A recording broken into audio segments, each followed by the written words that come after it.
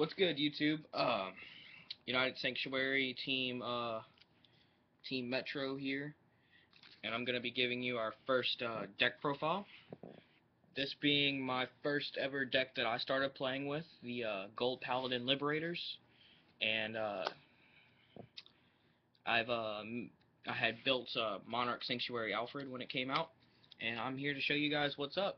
So starting Vanguard is Aram. Enough said. You can either run this or the Cheer Up Trumpeter, is that what it's called? The one, yeah. So that's our starting Vanguard.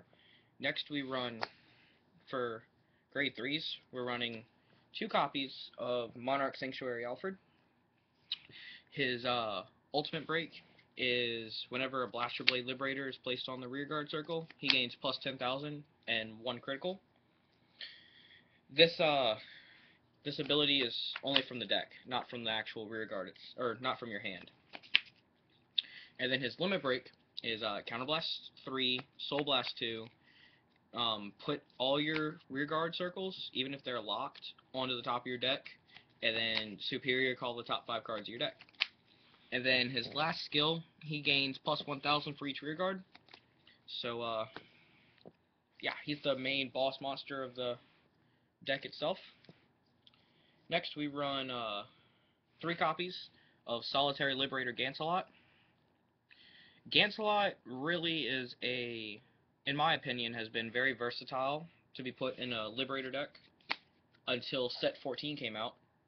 I personally didn't run him. I ran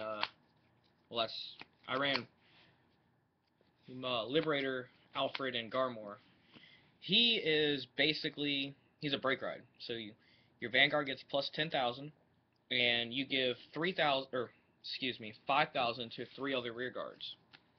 So he's kind of like Platinum Ezel was, except it's only 3 rear guards. And then whenever he attacks the Vanguard, he gains plus 2,000. Yeah.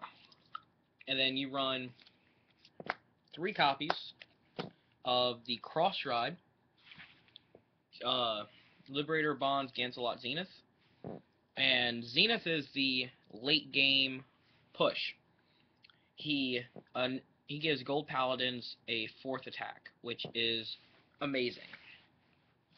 His limit break is whenever he attacks the Vanguard, you counterblast 1 with Liberator in its card name, and you put a grade 2 or less on the bottom of the deck, and Superior call the top card, giving it plus 10,000. So he can turn anything into a decent column. So even if you call a trigger, you're still gonna have a decent number to hit at your opponent. So and then he's a cross ride. So if you have Zenith or Gancelot in the Soul, he gets 3,000. But yeah, that's basically it for the grade 3s. The only other thing you could do differently is if you wanted to maybe take out a Zenith and run 3 Monarch, but personally I feel like 3 would be too much. On to the grade 2s. We run 4 Blaster Blade Liberator. If you ran any less than this build, you're an idiot. But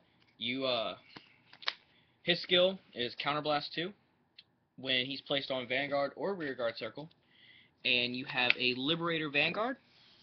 He pops a Rearguard in your opponent's front row. So you don't really find yourself using his skill because you want to save your Counterblast for stuff like Zenith or Monarch. But other than that, personally, he is my favorite art of Blaster Blade. So that's that. Next, you're gonna run 3 of the 12k attacker. Fallon. Really good if you can pull into him for Zenith, making him a 22k column by himself. I mean, it's pretty decent. Yeah. And then you're gonna run 2 of the Liberator Trumpeter cards. I wouldn't run him at any more than 2, but he is good he's an on-play ability, so he's only good for that one turn. His skill is when you place him on rearguard circle, you take a copy of Blaster Blade Liberator from your soul or your drop zone, put him on top of your deck, shuffle, and then Superior call the top card. So I've had games where I've actually had all of my Blaster Blades not in my deck, and then with him, he fixed it, and it was all was not lost. For grade 1s, we have 2 copies of Marin. It's the 10k attacker for the deck, and in my opinion, the best ride target for grade 1.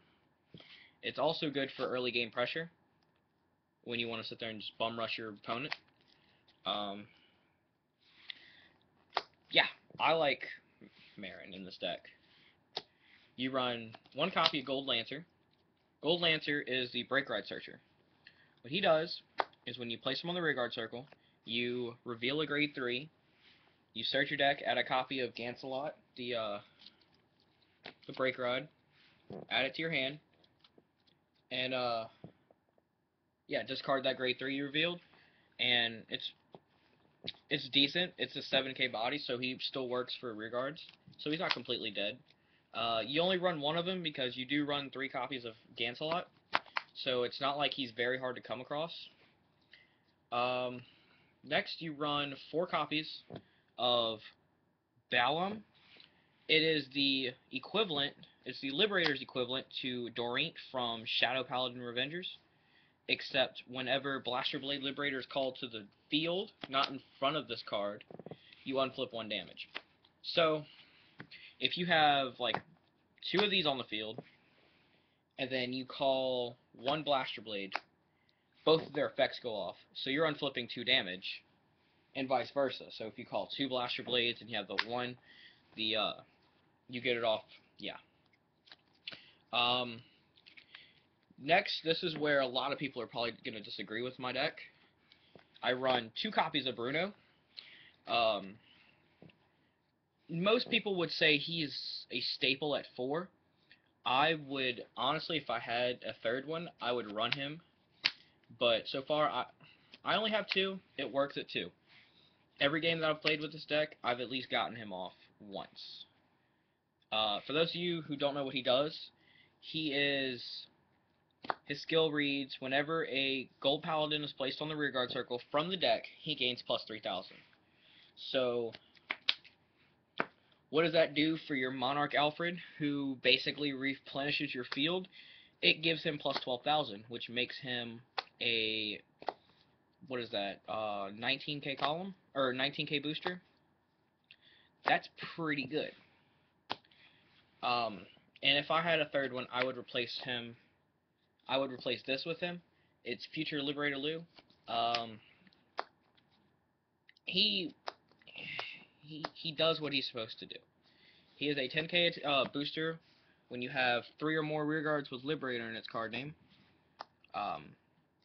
What my back row generally will look like will be just like this, or like that, or some other crazy thing with all my boosters and whatnot.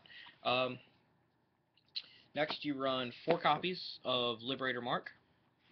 He is, in my opinion, the best looking Gold Paladin Perfect Guard. And you need Liberators for Zenith. That's the only card in the deck, I think, that has specific Counterblast. And last, you run 2 copies of the Limit Break Enabler from set 16. He, honestly, it just helps keep your deck, it just helps with, keeping it up with Legion. Because, as you notice, you don't really run Legion in the deck. So, anything you can do to help keep up with Legion and now Stride is a bonus. Triggers. For the heal trigger, I like the dog from set 14. That is my favorite heal trigger in the game. You run 4 draw, and of course, 8 crit. Talk about the deck in itself. I don't remember if the deck was ever. I believe he was at least tier 1 or 2 when he came out, but I don't remember. The deck in itself is very fun to play. It doesn't keep up anymore with everything that's out now. So, um, Bluish Flame Liberators is the preferred build nowadays for Gold Paladins. Until we get that Spectral Duke Revival Legion. I'm still hoping for that. All in all, the deck is just a lot of fun to play. There's a lot of room to change things for your own personal preferences, but I mean, this is how I have the deck built. So, thank you guys for watching. If you have any questions, you can leave them in the comments, but like, rate, subscribe, all that fun biz, and let me know what deck you guys want to see done next. I have